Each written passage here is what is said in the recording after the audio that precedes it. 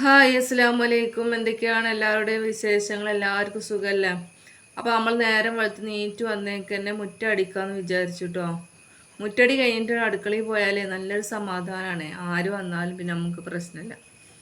ആ നമ്മൾ മുറ്റടിയൊക്കെ കഴിഞ്ഞ് അടുക്കളയിൽ എത്തിയിട്ടുണ്ട് കേട്ടോ. ചോറിനുള്ള വെള്ളം തീ കൂട്ടി അടുപ്പത്ത് വെച്ച് കൊടുത്തിട്ടുണ്ട്.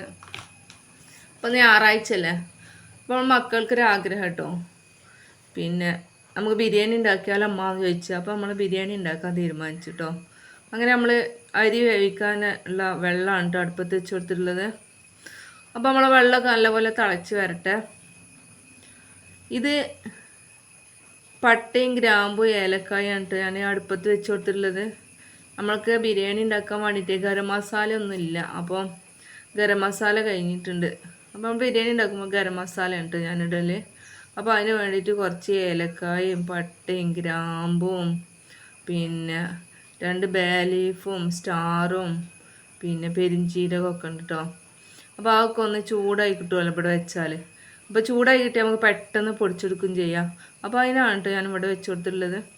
ഇത് നമ്മൾ ബിരിയാണിക്ക് മസാല ഉണ്ടാക്കാൻ വേണ്ടിയിട്ട് ഞാൻ ആകെ 1/2 കിലോ അരി ഇട്ടിട്ടാണ് ചോറൊക്കെ അത്ര ആൾക്കാരുള്ളൂ. അപ്പോൾ ആ ചോറ് മതി. അപ്പോൾ ഇവിടെ ഞാൻ 3 ഉള്ളിയും 2 തക്കാളിക്കാണ് ഇട്ടിട്ടുള്ളത്. അപ്പോൾ അതൊക്കെ ഒന്ന് തൊലിയൊക്കെ കളഞ്ഞ് നമ്മൾ നല്ലപോലെ കേക്ക് വൃത്തിയാക്കി ഒന്ന് അരിഞ്ഞെടുക്കണ്ടേ. ബിരിയാണി ഉണ്ടാക്കാൻ അറിയാത്തവരൊന്നും ഇപ്പോൾ ഇല്ലല്ലോ. അപ്പോൾ അതുകൊണ്ടിട്ട് നമ്മൾ വിശദമായിട്ടൊന്നും കാണിക്കാത്തത്. അപ്പോൾ ആ ഉള്ളിയും തക്കാളിയൊക്കെ നമ്മൾ കട്ട് ചെയ്ത് വെച്ചിട്ടുണ്ട്. പിന്നെ നമ്മളിവിടെ ബിരിയാണി ഉണ്ടാക്കുന്നത് മറ്റേ ലെഗോൺ കോഴി ഉണ്ടല്ലോ, ബ്രോയിലർ അല്ല ലെഗോണ്, ആ കോഴി വെച്ചിട്ടുണ്ടോ. അപ്പോൾ ആ കോഴിയൊക്കെ കേക്ക് വൃത്തിയാക്കി നമ്മൾ കുക്കറിൽ വേവിക്കാൻ വെച്ചിട്ടുണ്ട്. ആ കുക്കറിലൊന്ന് വേവിച്ചാലല്ലേ ഇടാൻ പറ്റുള്ളൂ. അപ്പോൾ നമ്മളെ പൂച്ചയും മക്കളൊക്കെ വന്നിട്ടുണ്ട്. ഇറച്ചിൻ്റെ മണം കേട്ടിട്ട് ചോദിച്ചിവിടെ ഇരിക്കുകയാണ്. ഒരെന്നും രാവിലെ ഇവിടെ വന്നിട്ടേ പോവുള്ളൂ. ഓരോ വീട്ടിൽ കൂടി ഇങ്ങനെ നടക്കുക തോന്നുന്നുണ്ട്. ഇവിടുത്തെ പൂച്ചയൊന്നും അല്ല, എന്നാലും ഞാൻ തിന്നാൻ കൊടുക്കും. അപ്പോൾ നമ്മളെ വെള്ളം നല്ലപോലെ തിളച്ച് വന്നിട്ടുണ്ട് കേട്ടോ. ഇതിലേക്ക് നമ്മൾ പട്ടയും ഗ്രാമ്പും ഏലക്കായ ഉപ്പൊക്കെ ഇട്ട് കൊടുത്തിട്ടുണ്ട്. ഇനി നമ്മൾ അരി കേകി വെച്ചുള്ള അരി ഇതിലേക്ക് ഇട്ട് കൊടുക്കുക കേട്ടോ. അപ്പോൾ ഞാനിവിടെ ജീരകശാല അരിയാണ് എടുത്തിട്ടുള്ളത്. ജീരകശാല ഉണ്ടോ ബിരിയാണി ഉണ്ടാക്കാൻ നല്ല ടേസ്റ്റ്. എനിക്ക് നല്ല ഇഷ്ടം കേട്ടോ ജീരകശാലേൻ്റെ ബിരിയാണി.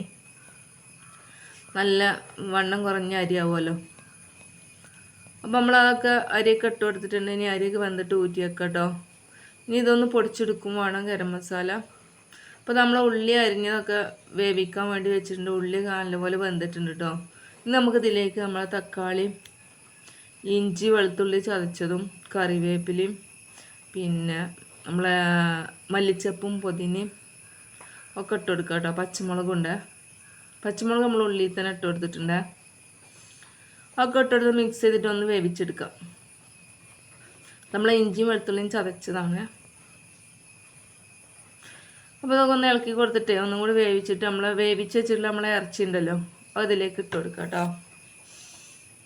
ബിരിയാണി ഉണ്ടാക്കാനൊക്കെ എളുപ്പമാണ്. ഇപ്പം ബിരിയാണി ഉണ്ടാക്കാൻ അറിയാത്ത ആരും ഇല്ലേനും.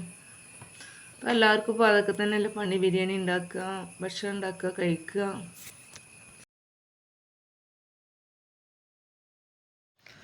അപ്പോൾ ഉള്ളിയും തക്കാളിയും ഇഞ്ചിയും വെളുത്തുള്ളിയും പച്ചമുളകും കറിവേപ്പിലയും ഒക്കെ ഇട്ട് ഇളക്കി കൊടുത്തിട്ട് നമ്മൾ 10 മിനിറ്റ് വേവിച്ചിട്ടിട്ടോ നമ്മൾ ചിക്കൻ ഇതിലേക്ക് ഇട്ട് കൊടുത്തിട്ടുള്ളത്.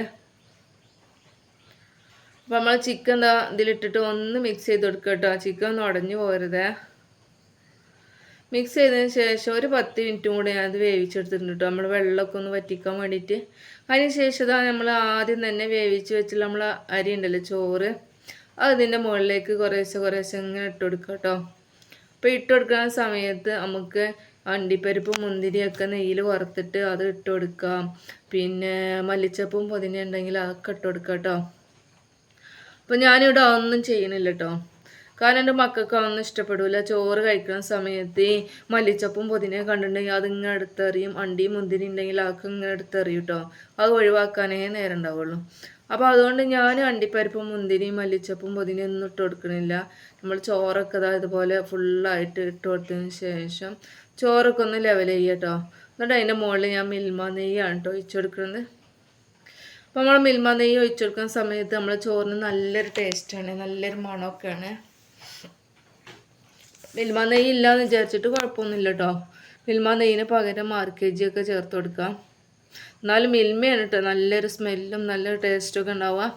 അപ്പം മിൽമ നെയ്യാണ് വിചാരിച്ചിട്ട് നമ്മൾ ഒരുപാട് ഒഴിച്ചു കൊടുക്കേണ്ട ആവശ്യമൊന്നുമില്ല. നമ്മൾ ചോറിനൊരു മണോ രുചിയൊക്കെ കിട്ടാൻ വേണ്ടിയിട്ട് കുറച്ച് മാത്രം ഒഴിച്ചു കൊടുത്താൽ മതി കേട്ടോ.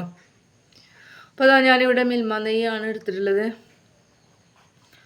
ഞാനിതാ കുറച്ച് മാത്രം കേട്ടോ ഒഴിച്ചു കൊടുക്കുന്നതാ, ഇത്ര മാത്രമേ ഒഴിച്ചു കൊടുത്തിട്ടുള്ളൂ. ഇത് മതി കേട്ടോ, കാരണം ആകെ 1 കിലോ അരിയല്ലേ ഉള്ളൂ. അപ്പോൾ അതിനുള്ള നെയ്യ് ഒഴിച്ചു കൊടുത്തിട്ടുണ്ട്. ഇനി നമുക്കിതൊന്ന് അടച്ച് വെച്ചിട്ട് സിമ്മിലിട്ടിട്ട് നമ്മളെ പണിക്കൊക്കെ പോവാം കേട്ടോ.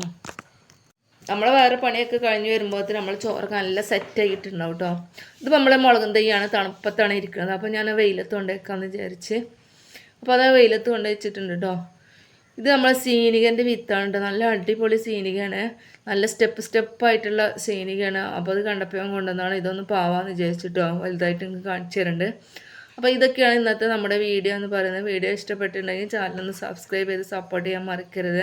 അടുത്ത നല്ല വീഡിയോ ആയിട്ട് വീണ്ടും കാണാം. അസ്സലാമു അലൈക്കും.